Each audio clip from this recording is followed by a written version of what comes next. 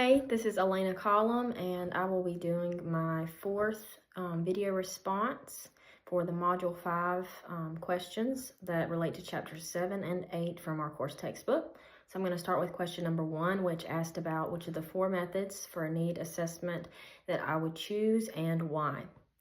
So of the 4 options that were listed for conducting needs assessments, I could certainly see the benefits associated with selecting any of them.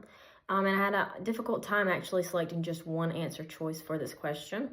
Truthfully, I feel like the answer to this question really depends on the specific situation that the teacher leader finds herself or himself in. I could see any of these methods being effective in different scenarios for different reasons. I could also see where it would be beneficial to maybe even combine methods or to create some kind of hybrid model to generate more results.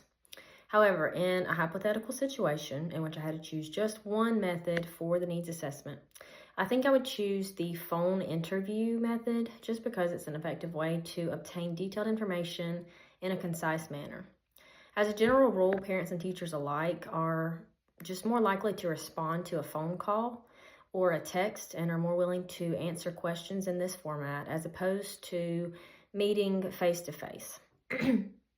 And truthfully, I think it's because it takes less time and really you get about the same results.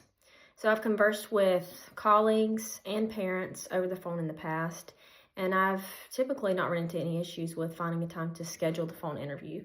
So this has always proven to be an effective method for me. Number 2 was my elevator speech about, the good news associated with my school. So here's my elevator speech. Hey, my name is Elena Collum, and I'm a passionate 3rd grade math, science, and social studies teacher at Funston Elementary School. I'm proud to say that I work at a school where teacher morale and satisfaction is among the highest in our district, which is due to the support we receive from administration and the wonderful student body that we have the pleasure to work with on a daily basis. Our school has the fewest discipline referrals in our district, and our CCRPI scores improved dramatically over the past year as a result of teacher and student motivation to succeed. Funston Elementary provides students with a positive learning environment and teachers with a positive sentiment towards their profession. So there it was. Hopefully that was about 30 seconds. I did time myself before.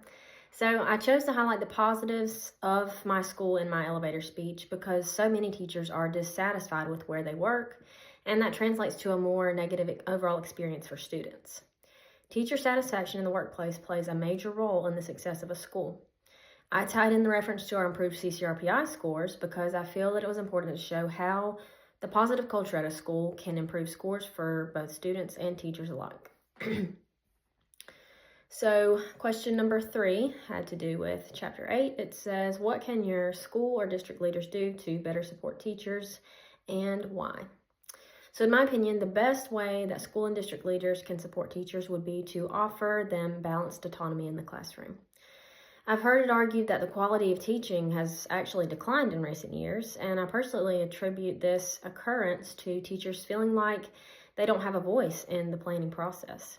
So many school districts provide rigid pacing guides and curricula for their teachers to use and allow room for little deviation from those guidelines.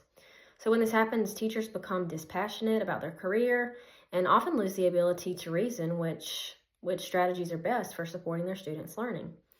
So if we take away the teacher's ability to think critically and to adapt their instruction to best meet the students' needs, then how can we expect our students to develop their own critical thinking skills? Increased autonomy in the classroom will boost teacher morale, it will improve the quality of instruction, and increase student engagement in the learning process. And question number 4, finally, is going to be, what is a good professional learning day topic and why? So I think the best professional learning day topic would be on high-stakes learning strategies for preparing students to be successful on end-of-year summative exams. So as a 3rd grade teacher, I'm always under a lot of pressure because my students take their first ever Georgia Milestones assessment in this grade. And so my grade at my school has actually historically underperformed on the Georgia Milestones, and my principals question the reason for this. So although there could be a plethora of factors that contribute to this occurrence, I personally believe that a primary factor in the consistently lower scores is because third grade students are transitioning from a low stakes learning environment in second grade and the grades below that to a very high stakes testing environment in third grade.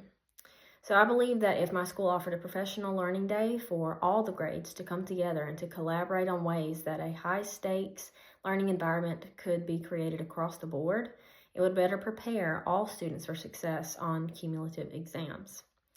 And if the upper grade teachers are doing all that they can to prepare their students for success in reaching the standards and performing well on end of the year exams, then I think that the lower grade teachers should be held to these same standards and should have more accountability in preparing their students for success in the upper grades.